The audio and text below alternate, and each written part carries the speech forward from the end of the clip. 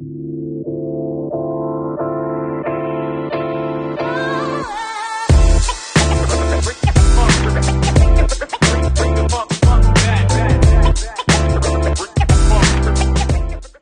evening, good people. Good evening. This is G. Smith, your host.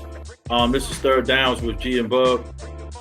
Today we got part two to our previous podcast. I'm coming with Coach Prime. We're talking about the state of Jackson State and the state of Colorado football, HBCUs as a whole, business and culture. I got my man Coach Bub with us today. Break it down, Coach Bub. Tell them a little bit about yourself. Introduce yourself to the people. My name is Coach Bubby Love, Carlton, Carrington, born and raised in Baltimore, Maryland. Been coaching high school basketball, AAU basketball, and around this town for around 20 plus years. Coached several professional athletes. What I'm most proud of myself is about helping and mentoring young men in the world of business, take care of their families and education, and just being a consistent role model far as just being married, always holding a job and just always looking back out for his community. Good. So what were some of the players that you worked with out of Baltimore? So the first player, my first team in '97 when I was coaching at Dunbar's, when I met Carmelo Anthony and that crew at Mount Royal, they were like 13 under, and I was assistant coach on that team to about 14 under, and then at 15 under, that's when I took over the AAU team, the local AAU team, and they were on a national AAU team with Joe Conley and Mike Daniels, and that's what started the Baltimore Blue. Okay. So like Dante Green, Sean Mosley, Malcolm Delaney, Dwayne. I mean, it's just so many guys. The list just goes on and on and on. Right. We'll get into that. We'll definitely get into the origins of the Baltimore Blue and your association with that. AAU basketball as a whole in Baltimore. That'd be another show. But Bub is a Renaissance man. He's a man of the town when it comes to Baltimore City. He represents our city in many different states, just like myself. He just does it on the basketball side of things. I do it on the football side. I'm your host again, G. Smith. I pride myself in being a student of the game. And that game I'm talking about is the game of football. I always relate the game of football to the game of life as well. I learned so many good things in that. And I share those things with the youth that I come across in my path as well, as far as mentoring, advocacy, or just kicking the game, just depends on what setting we're in. Right now, we want to finish talking about the Coach Deion Sanders situation at Jackson State. And he's got a few recruits. There's some mixed reviews with different sides of things. And I want to bring a different perspective to the Deion Sanders situation. There are some people that are not so happy and elated for him. There are some people who are displaced, and there are some people who are upset. His mural is being defaced at Jackson State right now. They're actually they're bashing him all over. A lot of people are bashing him, and then some of the kids at Colorado are a little upset because of the way he entered. When he came in, everybody know he came in with the famous speech. It's now been made famous after about 4 days. I'm bringing my luggage with me, and that's Louis. And him making that statement, it rubs some people the wrong way. Some of their players have entered the portal, quite a few of them, and they're already going on the assumption that Shedeur Sanders is the starting quarterback, which he probably should be. But some people just kind of feel a way about Deion actually being deliberate and making that statement that his son is going to be the quarterback. And he tried to clean it up by saying he's going to have to compete. But we know that, Shedeur is his guy because that's who he's comfortable with. What you think about that, Bub? You can throw that up in the air, G. It's you know what, man, it's kind of refreshing that someone is being honest, right? That he come in there and he say, hey, look, this is what I'm doing. I'm not playing no games. This is my quarterback, and I can recruit for the future. But this is my quarterback, that's for next year. So it's refreshing, So he told everybody that, hey, look, I'm not going to rock you to sleep. I'm not going to sit here and say you're going to have a chance to compete. I'm saying beat your quarterback. Yeah, You can fill in the blanks after that. absolutely. So that's kind of refreshing. That's kind of refreshing. Yeah, I agree with that. Like you said, meet your quarterback. That gives some precedence on who we are and what we're doing immediately. They know Shador put up big numbers as player of the year in the SWAC. If he entered the portal today, he would have multiple Power Five offers. We all can agree to that. Shador is a pedigree kid. He's a student of the game. He's a coach's son. He's been around, had some of the best training. I think he's fit for the job. But again, some of the guys are probably just disgruntled because of the way that it was presented. And again, some of those players have hit the portal out of fear. Some of them hit the portal out of a fear of accountability because Deion is not playing when he's coming in there. They don't like the no cell phones, no earrings. They feel like, and I'm going to say they, but I'm talking about some of these suburban Power 5 kids that are at Colorado. They shouldn't have to be subject to that type of discipline because they don't have those same behavioral issues as a kid that may have went to Jackson State that comes from a Alabama or an Atlanta. You know what I'm saying? Go ahead, give me some. No, Let's I disagree. elaborate. No, I wouldn't say that. So now what you're saying is that's a cultural difference. No, I like the fact that he came in and he made that statement. That's showing that we're going to be disciplined because if you go back to it, when he was at Jackson State, he told kids, don't wear your Jackson State gear to class. Don't wear no slippers to class. Take no hats to class. And you better be sitting in the front of the room. So that's letting the teachers know that, hey, I'm here more than just football. I'm here for academics. But it also, structure starts small. You do enough small things, it adds up to one big gigantic thing. And that was winning. So what he was doing was creating habits, great habits for them to wake up. This is what you do when you get up. You teach your kids when they little, as soon as they get up, as soon as they can put their feet on the floor themselves, go to the bathroom, wash your face and brush your teeth before you come downstairs and sit at my table. Right. That's everyday drills. It's the same as practice. Yeah, the EDDs. Now, let me ask you this. How would it sound coming from a Nick Saban? You don't have to say that no more because the culture is already established. So now you have the inmates inside the asylum saying, hey, look, yo, man, you better take that off. You want to make all of us run, man. You can't do that. Da-da-da. So now they know if one get out of line, they all get punished. So now when Group they accountability. come in, he don't have to get those speeches no more because everybody else is going to pull that person in tank. Bro, what you doing, man? Yeah, the culture is set. Yeah, the culture is set and they have conformed. So again, it's almost like a military vibe there because when you coming in and setting a culture, you want some people to run. You want some people to get out the way. You want to weed out all of the fat, get all the fat off the bone, right? And just have the strong core pieces that you can use to build with. I think everybody does the same thing. I think all those coaches do the same thing. Whenever they come into a new job, man, they try to weed out the ones that they don't deal with so that they can do it their way. Absolutely. I just think that he was just blatant with it. He was just blatant. But they all his delivery is brash. Same thing. They all run kids off.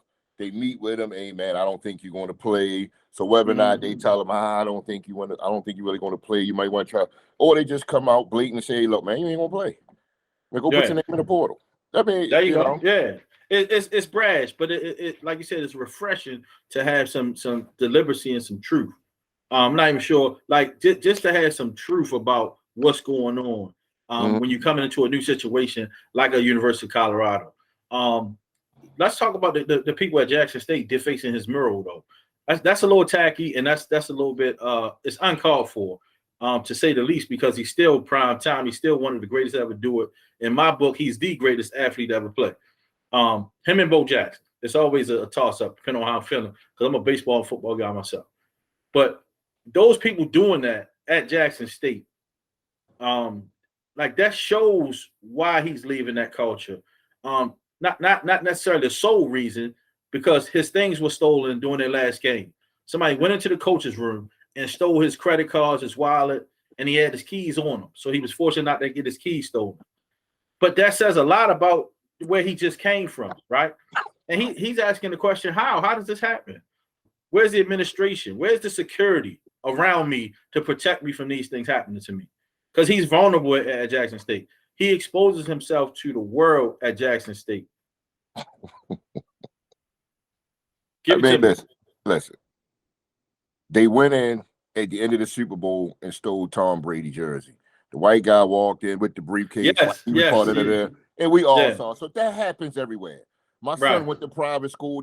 This happens everywhere. It's just at a black institution. It got blown up and it got a proportion. And then we're going to make it bigger what it is.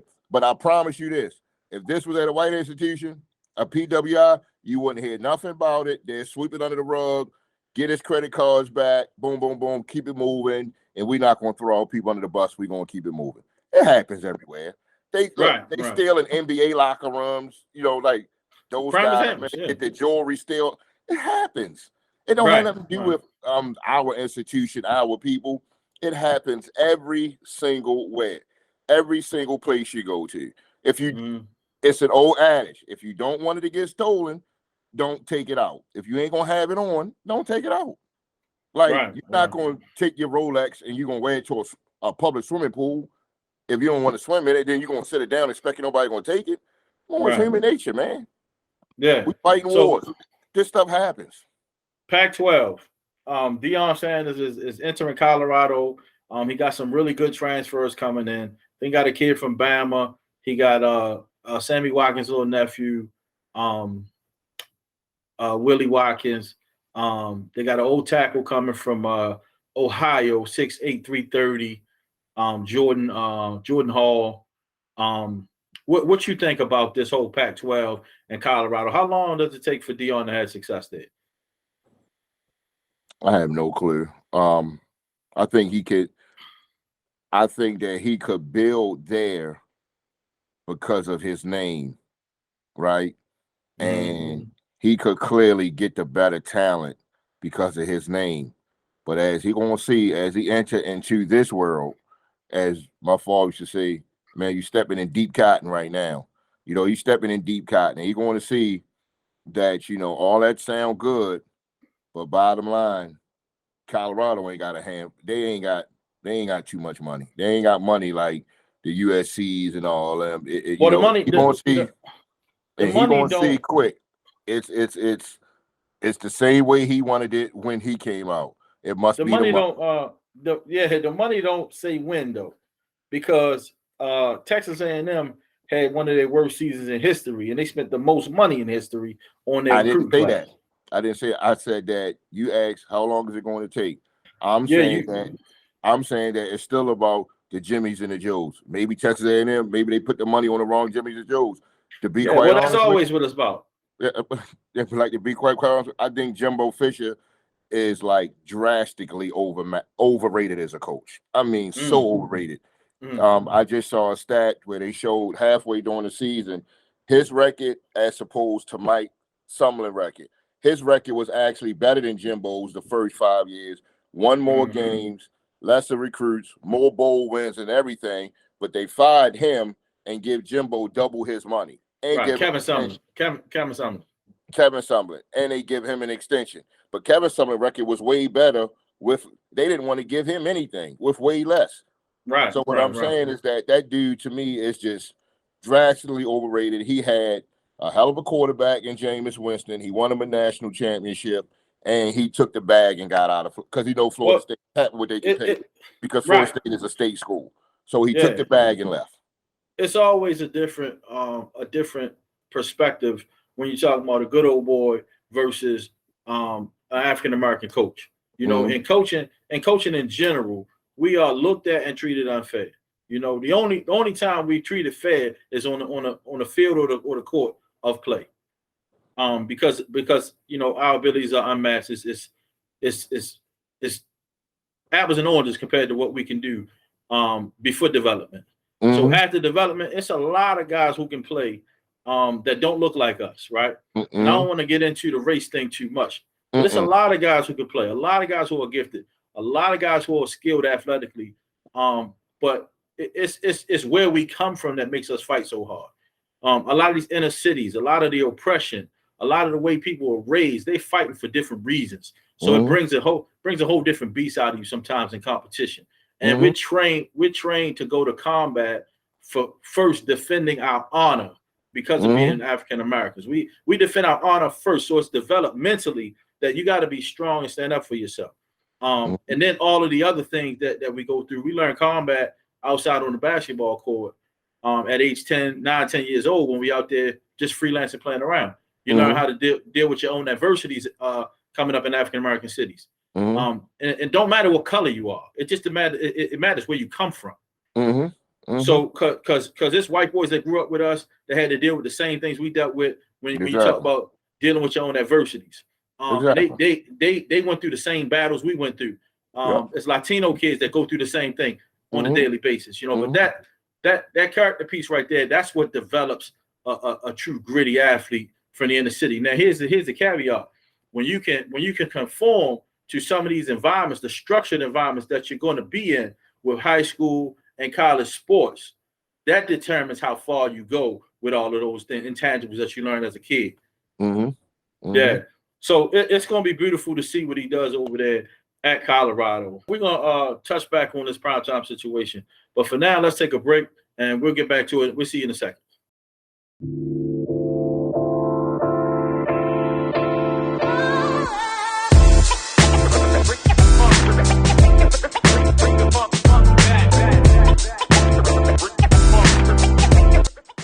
All right, ladies and gentlemen, we're back from our break. We had a great piece on the Colorado and Deion Sanders situation, but now we're going to transition a little bit. This is our second down topic, and in our second down topic, we're going to get into the cultural piece, the social economical differences in the communities that we come from, as it pertains to sport.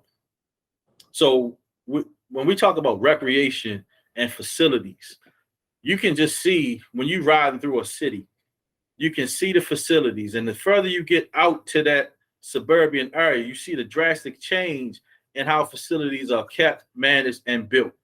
The thing that always gets me is that you ride through the city. Well, let's just take high school football in our city where we live. In Baltimore City in high school football, you see the kids playing on turf sometimes, but then you see a lot of kids still playing on grass.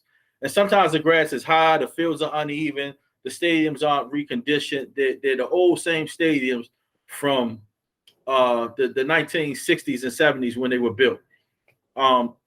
As you ride into the county, particularly Howard County, everybody has a turf field in Howard County. If you go out towards Columbia, Ellicott City, everyone has a turf field.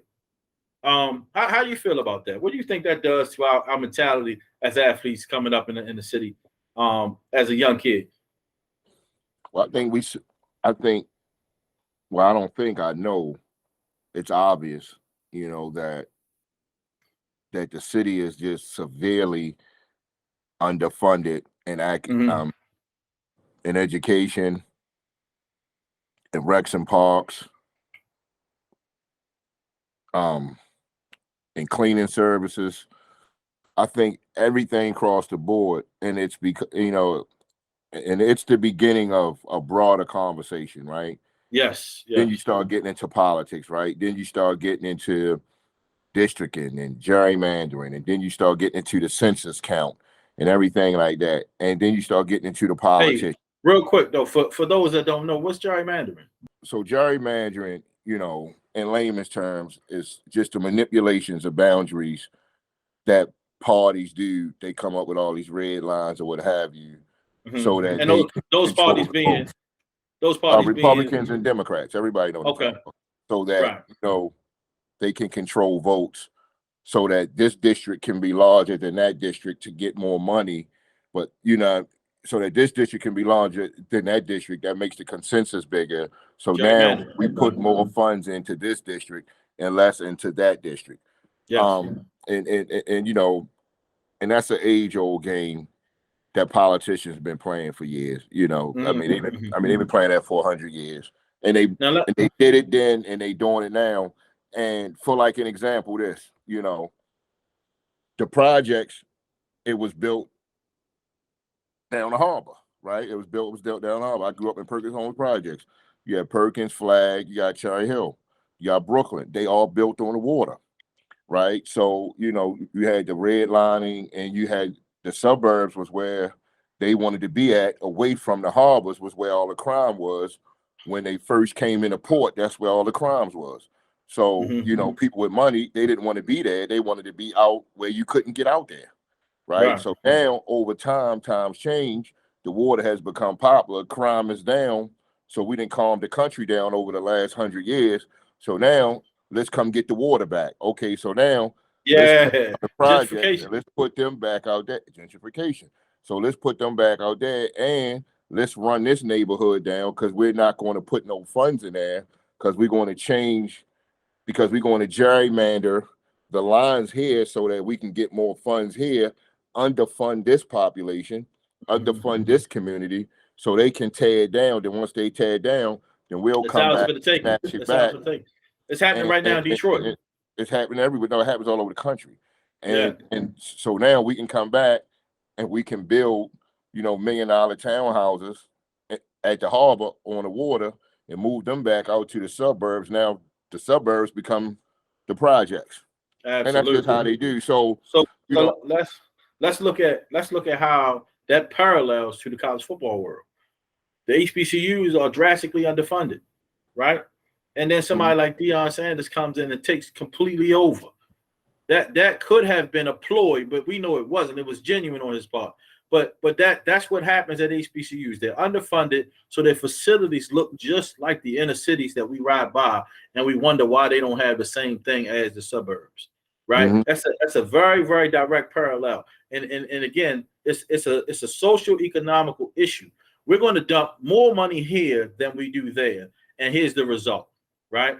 So we can always use that to step on when we need it to propel us to a higher place if need be. The way that money is allotted for programs, facilities, rec councils, schools, organizations, right? It is deliberately done based on income. Certain people in certain incomes don't have to worry about the things that people do in lower income areas, such as Baltimore City, Detroit, Memphis, parts of Chicago, because Chicago's so big. Even parts of California deal with their own types of poverty. New York City, Philadelphia. Every inner city is treated the same way. Why is that? It's all a plan, man. I mean, man, it is what it is, So that's the way the system is set up. Me personally, like I wouldn't complain over it. I would just keep doing what I'm doing, try to do something about it. But far as the money, as you said before, you can't do nothing about that, because, if they put this line here and it's only 1,800 people in this community, and they move that line way back over there and it's 4,800 people, who you think gonna get the most? Who you think gonna get the most funds? Right. And even if it's in reverse, they're going to find a way, because they got more people working for the better of the good of the community, that's going to still flip the money. You still going to lose. Right. It's just the way it's set up. And I think that situation that you probably going to hit on later, but, I think I really believe that falls on us and our athletes that do make it. I believe it falls on them, because I don't social responsibility. Because I don't see them building nothing in the inner city nowhere. And to be honest with you, their clothes is quite tacky. I mean, just big dumb hoodies with a bunch of names on them. I mean, it's country for real. I mean, it's tacky. And we spent $700 on hoodies. On a tacky hoodie. When we can put that into somebody's athletic program or youth program and allow them to grow. So exactly. We can plant those seeds, pour some water on it, and allow it to grow.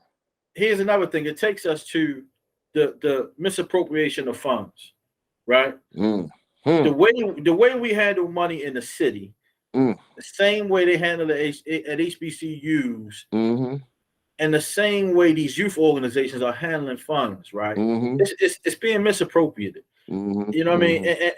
And that part of that is probably why some of these athletes are a little neglected to or reluctant to invest. Could be. Now, I'm just posing the question I'm asking. What do you think it is? Man, that's a great question. Those same funds that's being misappropriated is the same funds that help get you to California to a camp, that help get you to camps up and down the East Coast, so forth and so forth. You know what? Yeah, yeah.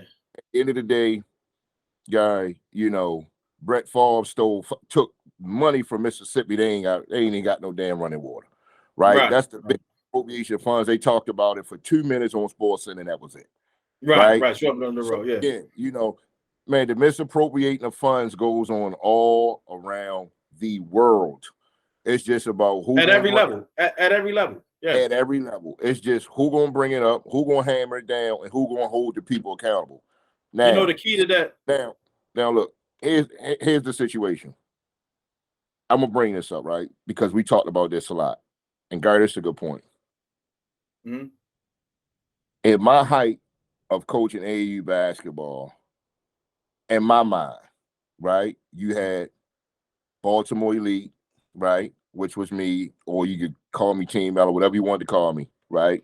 So I was both, but at one time I was Team Mello, and then I transitioned once we got more pro athletes to Baltimore Elite, right? To me, I had DC so far in my rearview mirror, it was crazy, right?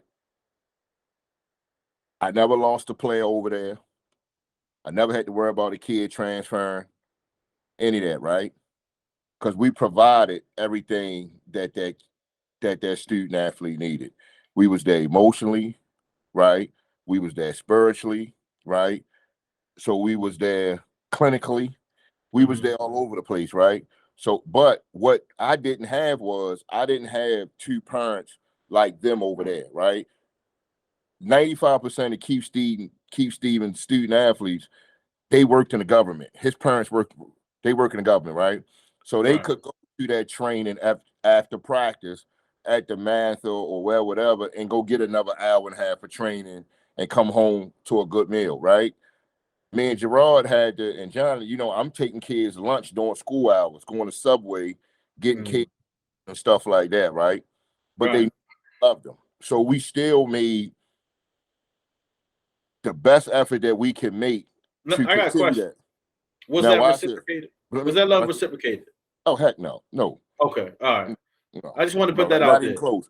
However, I never set up the infrastructure for it to be reciprocated, right? I never set up, I never preach like that family over everything. We gonna do this, when you make it, blah, blah, blah. I never lived my life through the kids. I lived my life for the kids. So for me, my blessings will come somewhere else.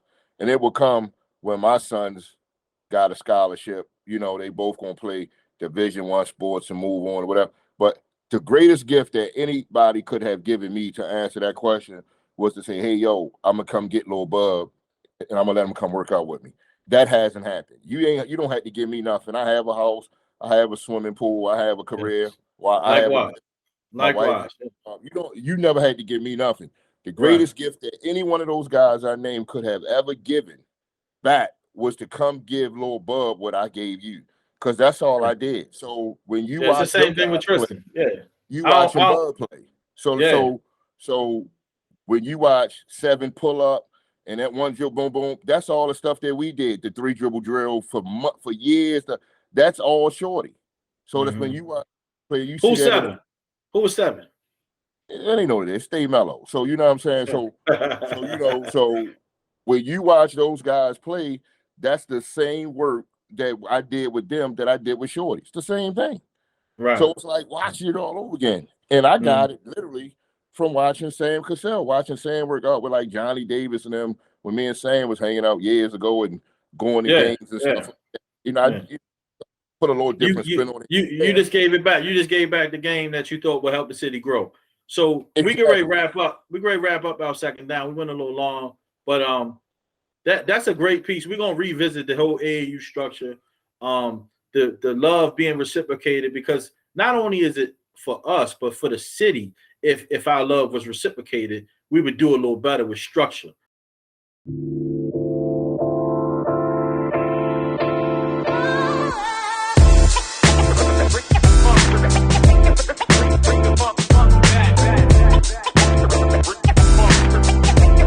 narrow down today, we're going to talk about the show. So the show itself was an idea that I came up with myself to build a platform. And in building this platform, I wanted to talk about three things that I love: sports, business, and culture. All right. So I found the right co-host and my man Bub, because Bub is a person who is a Renaissance man like myself. We spend hours on the phone talking about our own personal business, sports, and cultural ideas in our lives. Hours. So I decided that we needed to have a show because there's a lot of good content, but I'm giving him the same game he giving me, and we giving it back and forth, and it's just me and him. So we want to be able to give our viewers and our listeners and our peers and our friends, we want to be able to give up some game on this show and talk sports, business, and culture. So we're going to have people come on the show that own businesses, that are promoting businesses, that work for businesses, to give us some insight on what it is that we are trying to accomplish in business. Taxes, real estate, investments, baking, cooking, mental health, education, construction, you name it. We're gonna tackle that industry throughout this show. And any sports topic, from Ray Lewis to Deion Sanders to Brittany Griner to Sebastian Telfair. It doesn't matter. We're gonna get to it. High school, elite level youth. What's your thoughts, Bub? I think it's great, man. I think it's a lot of good conversation that could come out of this. Hopefully, we can inspire, that some people in the community, that's to want to do more. Hopefully, we could inspire people to come on the show and want to give their points of view, to want to give their perspective in business, how to start a business, how to scale up, how to grow a business. Yeah. And just how to take care of your family. Success is what you make it. Some people Absolutely. Success is, hey, if I can pay my bills and if I can help someone else in the long run, I'm good. Some people want to be millionaires. Some people want to be right millionaires. You have some ambition. Some ambitious individuals. Hey, look, man, I want to be a billionaire, and there's nothing wrong with that. Nothing at all. Nothing wrong with that. Yeah, we want to be able to get some of the feedback too. So this email right here, I want y'all to drop it right here on this email. Right here on this email. Give us the information you want, and we'll try to put it in a show or put it out there. Just throw out some topics or some people or some things that you want to hear or see. That's what we do every day, and a lot of times, we have some good conversations that we feel as though, like, man, that was good, man. I wish we could have shared that with the world, or we could have shared that with Yeah. Basically, to me, like, podcast is just a way, just to share your experiences and just bring people together. Some people call it new media. Some people call it old media. It is what it is. It's just getting information out there. Information is free. Right. And with that, man, that jewel right there, we're gonna drop the mic, and we're gonna bring back some more information next episode.